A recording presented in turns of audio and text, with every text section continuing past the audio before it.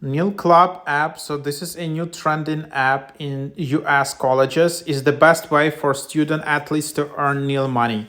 Fans can support your teams through your team's Nil Club. You can partner with brands for easy Nil deals. All student athletes are welcome. So this is the app for student athletes either in high school or college across US.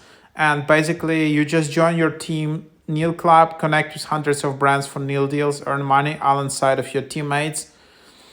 So pretty interesting app.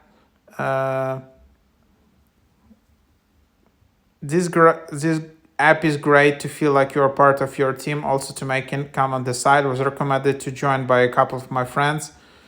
And then basically that's the idea. I don't know how legit is this app, but here is, you can then just sign up. Here can be your account, just an example. So you can view your wallet, you can cash out, you can see, you can invite other referrals, and yeah, for your club. So in this app, there are two groups. Like there are athletes who sign up, and there are fans who supporting them. And then you just unlock all the deals and you invite more people. So you need, for example, to link your Instagram, to have 500 followers in Instagram. You must have specific go out status, and then you need to post on Instagram feed, and then submit screenshots in there. So that's how it works.